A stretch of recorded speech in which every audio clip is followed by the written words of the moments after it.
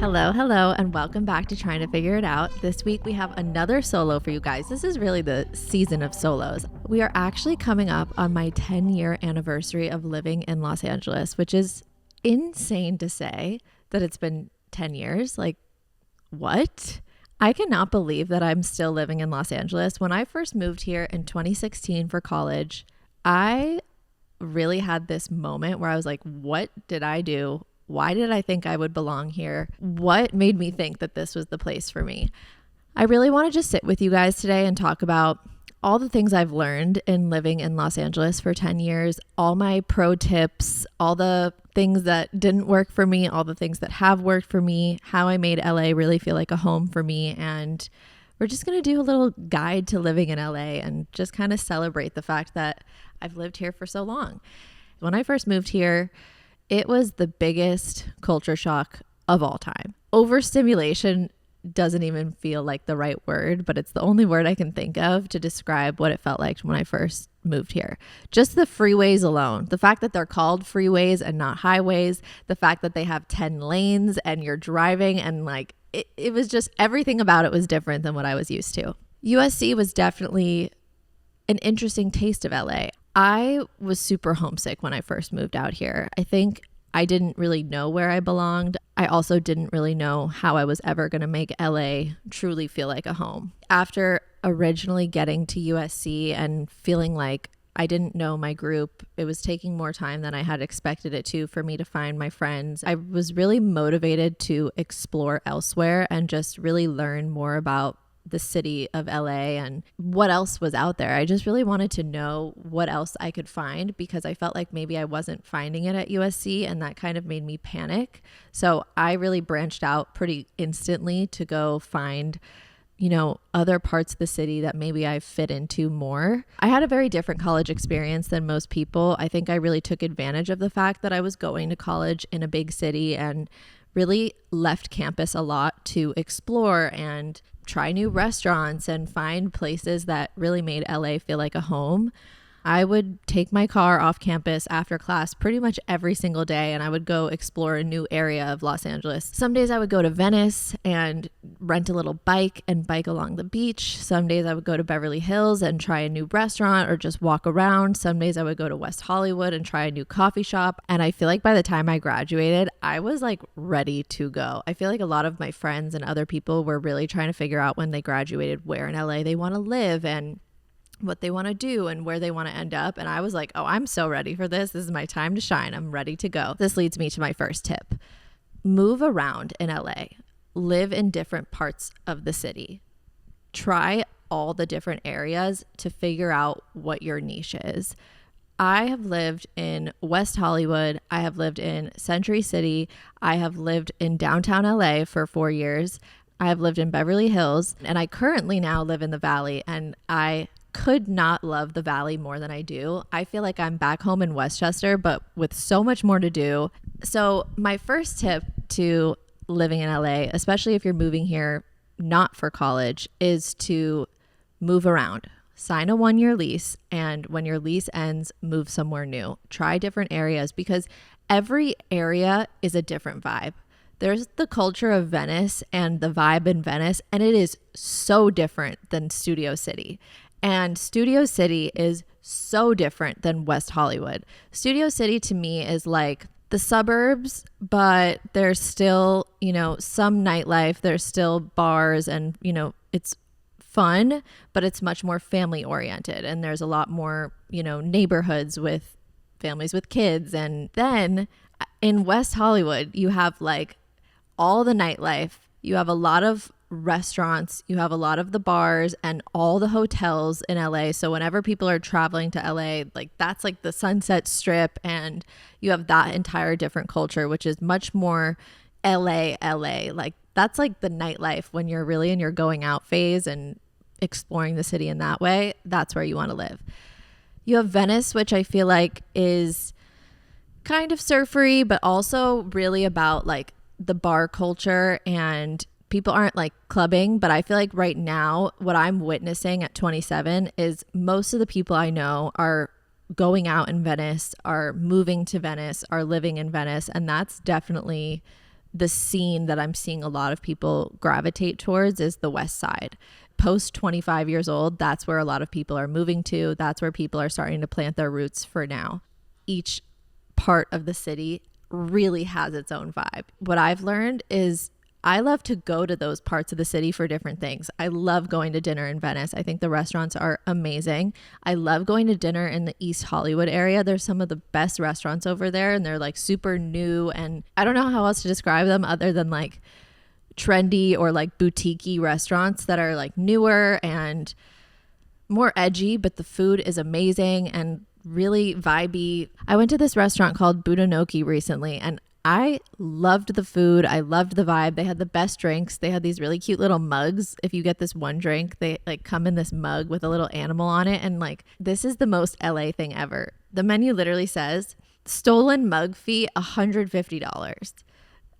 Only in LA would you be at a restaurant and they would have to put that on the menu, which also means that you're drinking out of a mug that cost the restaurant $150. And yes, I did look that up because I did want to buy one of the mugs, and I understand why people want to steal them because they're really cute. But I love the fact that LA has such cool and fun dining experiences, and how each part of town has a different aura and energy to the restaurants as well. Silver Lake is another one of those places that, again, is like more artsy. I would describe it as kind of similar to like the Brooklyn of LA. Malibu, I feel like no one actually lives there, but everyone loves to go there. I don't know anybody who's living in Malibu at this age. It's definitely giving like families with second homes there, and more so just the best place to go for a beach day or a good meal. I do love going out there and having a little PCH moment. When my best friend moved out here, she moved in with me originally, and when we lived together, we had the best time. And then when we moved out from living together, she didn't really know where she wanted to live or where she wanted to really like plant her roots. And I remember when we first moved out, her instinct was just to move to West Hollywood. I think at that age when we stopped living together, that was a very sensible move. She was still going out. She worked in that area. When we lived together, we lived in Century City, so West Hollywood was not too far from it. After living in West Hollywood for a year, she was like, okay, West Hollywood really isn't for me, and I'm fine with commuting farther to work, which is kind of something that a lot of people in LA just take the L on, because it's so much better to live where you feel like you belong and commute to where you work versus living somewhere because it's where you work. That being said, I remember when she was ready to move out of her West Hollywood apartment, I just knew that she was going to go to Venice. Like, there was no doubt in my mind. And the minute she moved to Venice, watching her entire world change and living in LA, it was like, I couldn't think of a better example of how important it is to live in the area or part of LA that works for you and your personality and your vibe. Once she moved to Venice, like, she has a whole friend group over there. She has a whole routine. She knows all the spots. She has like a great walking routine. She loves where she lives. And it feels like once she moved there, that all kind of happened in the blink of an eye. She immediately fell into the circle that she was supposed to fall into. And I think it's really hard to make friends in your 20s post-college when you're moving somewhere new, especially to a city like Los Angeles.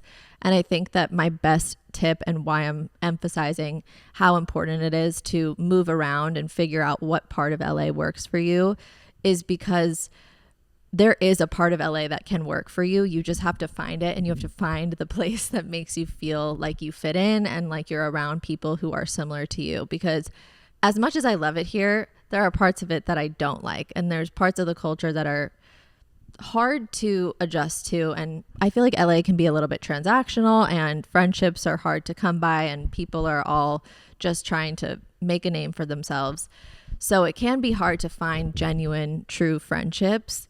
I didn't make friends in West Hollywood. I didn't meet neighbors in West Hollywood. I didn't make friends in Beverly Hills. I have a whole community now that I live in the Valley of friends and neighbors, and I go for walks. And my neighbor across the street, if I ever need a tool from his garage, I can text him and he'll run it over to my house. Like, I've borrowed ladders from him. I feel like there's just community in certain areas here.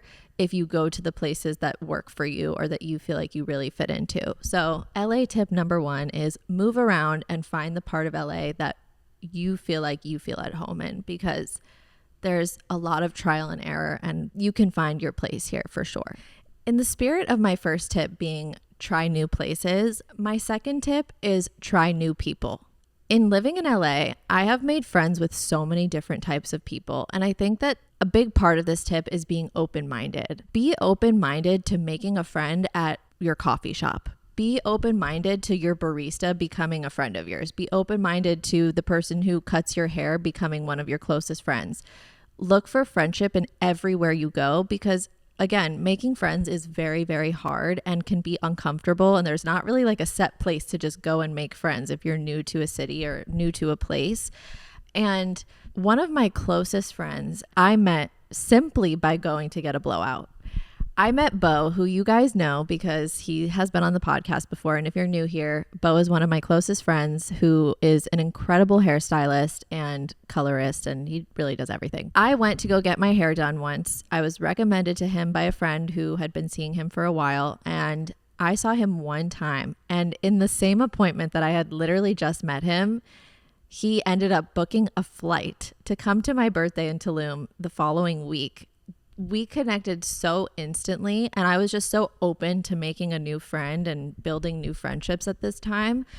He booked the flight to come to Tulum, and I'm not kidding, that trip would not have been what it was if it wasn't for Bo. And since then, he has become one of the closest people in my life, and his friendship is, I don't know how to explain Bo other than just like a big beam of sunshine and happiness and love. And if you're not looking for friends at all times or being open-minded to the possibility of someone becoming one of your friends, you could miss out on some of the most amazing friendships. And I'm just so grateful that I really have been and always was open-minded to every single person I met here in my journey of living here, potentially being one of my best friends. Literally look for friends everywhere and be open to the fact that the friends you meet when you first move here might not be the friends you have 5 years down the line. It takes time to find people in LA who are genuine, who are true, great friends, great people that will be in your life forever. But once you do find them, you will feel so much more at home.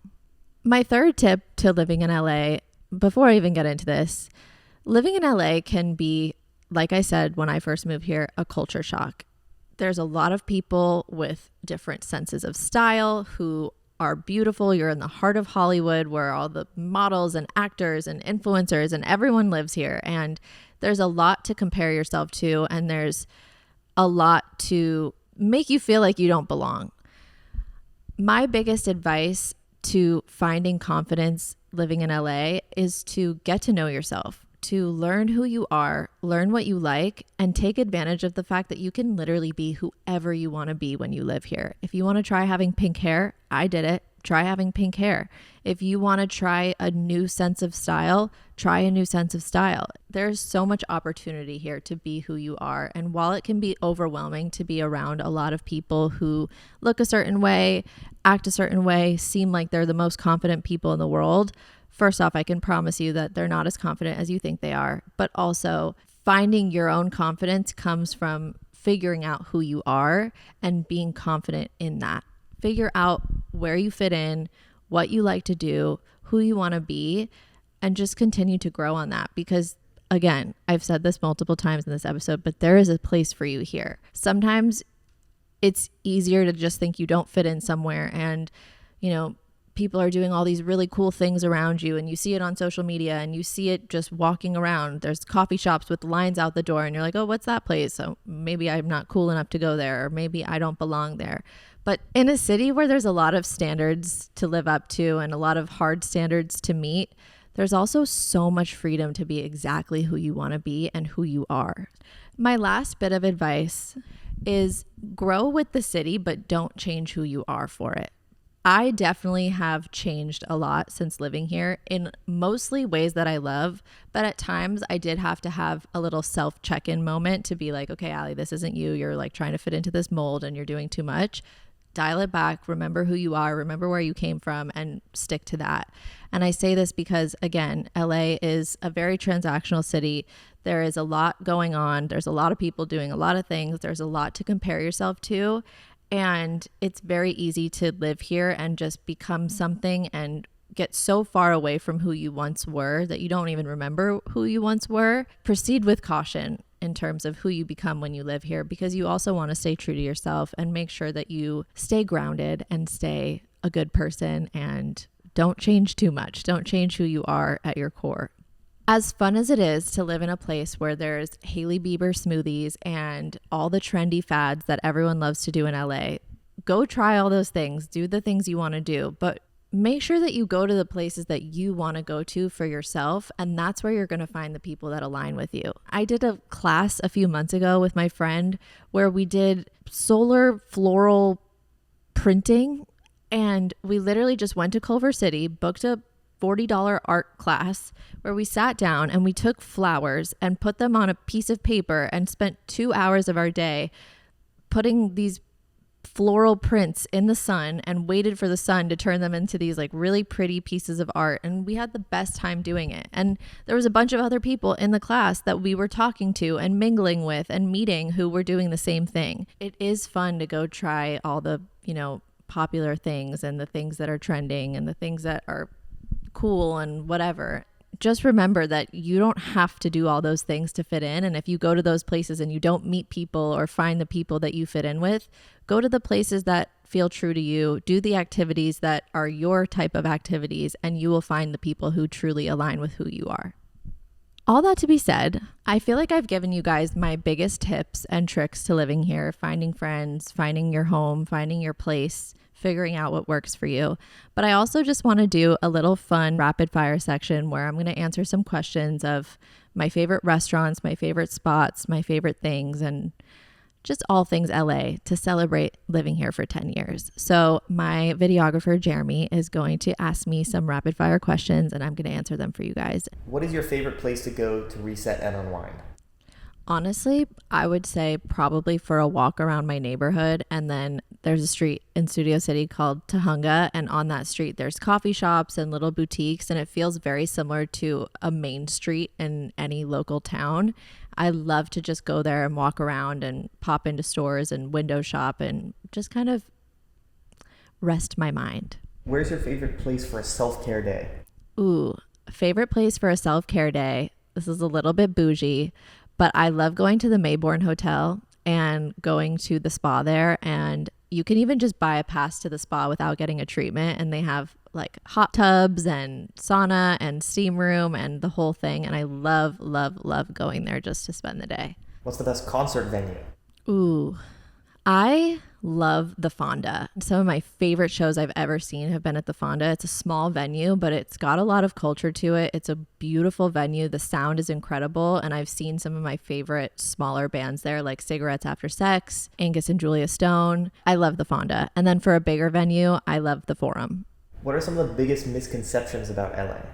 I think one of the biggest misconceptions in LA is that everyone is fake. I think that if you are yourself and if you yourself are looking for real people and are being genuine in the connections you're making with people, you will create real relationships and get to know people who might even themselves be being fake, but you can actually get to know them and crack them and build really great relationships with them. What are the best clubs or bars for dancing? Ooh. I feel like this has changed a lot because I've exited my dancing and going out phase. I know right now a lot of people really like going to Night Market in Venice, and Barney's Beanery is popping off right now. People love to go there. I'm not really in my going out phase, but I know that those are some of the spots. Which neighborhood has the best food? Honestly, East Hollywood or Venice. What's the best thing to get at Erewhon? Best combo plate and best smoothie? The Korean short ribs are absolutely insane, and that's definitely like my go-to. But I also sometimes will just get a good salmon because it's easy and clean and feels really healthy. And then my two sides are buffalo cauliflower and garlic miracle noodles. 10 out of 10. And then smoothie, I will live by this till the day I die. The Sophia Richie smoothie was by far the best one that they ever made. It was so good and it's gone. The only one that's stayed forever is the Hailey Bieber smoothie because that was like the OG first one that kind of kicked off the smoothie craze. The one that's always there that I actually do really like is the Almond Butter Blast. Where's the best place to get your nails done?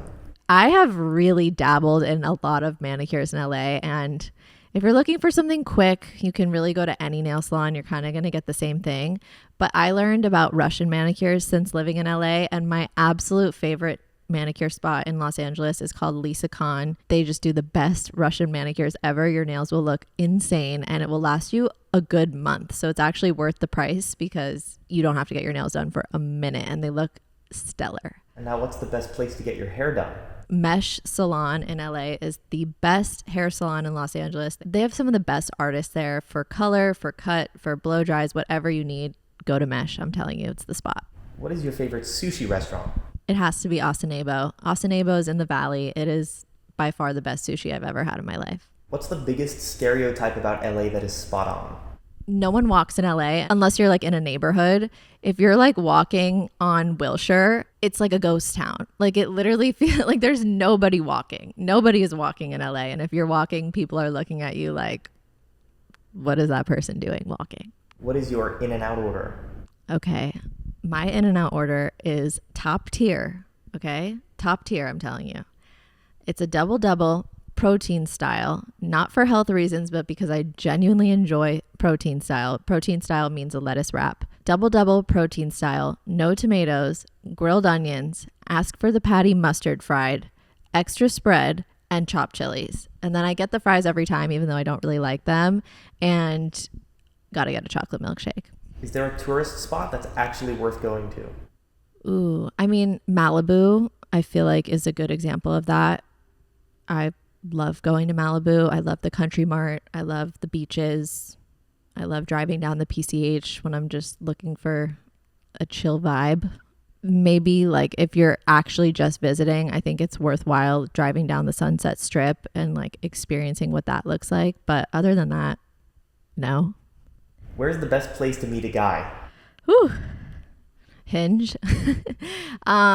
I've been in a relationship for a long time and I met my boyfriend on Instagram. I would say the best place to meet a guy right now, I would say would be by going out in Venice, from what I hear. What is your favorite road trip or weekend getaway nearby? I love going to Palos Verdes for a little weekend staycation getaway moment. But my favorite place, I love going to Santa Barbara. Santa Barbara, Montecito area is so charming and beautiful. And it's not that far at all. It's like an hour and a half away. And they have some of the best food ever, best restaurants, really charming vibes. And I love going there. Where do you take out-of-town guests if they're here for a weekend? I'm going to do like a day in the life if I had guests. I would start the morning by going to Sweet Butter on Ventura, which is again in the Valley. It's like a really cute breakfast brunch spot. Get some mimosas, have some breakfast or brunch. After that, probably do some sort of an activity. Then I would take them to dinner at Uovo or Asanebo. Uovo is like the best pasta I've ever had in my life. It's really, really good and really, really well priced for how good it is. So those are some of my rapid fire LA tips and just things I've learned and things I love and things I swear by in the city. I cannot believe it's been 10 years. I would not change a single part of my experience. I'm exactly where I want to be, where I need to be. And I feel like I've really learned a lot. And I'm also excited to continue to grow and see where my journey takes me in LA. I've actually gained confidence since living here. I've learned a lot about myself. I've grown into myself. I'm not going anywhere. So I'm an LA girly now. I just got my California license. I am locked in. I also feel like I learned for the first time in a place without family, even though I truly, truly miss my family and I wish that they lived here. I've learned how you can make a place feel like home and how you can create family that isn't necessarily your blood, but your second family through friends and through the people around you. And I think that that's a lesson that I'm so grateful I got to learn in my 20s. And it feels like a strength that I'm really glad that I have. If you're thinking of moving to LA and you need any more tips, feel free to message me. If you just want to know more, I'm happy to give you guys more recs anytime. Thank you so much for listening to this week's episode of Trying to Figure It Out. I love you guys, and we'll be back next week with another episode. Bye.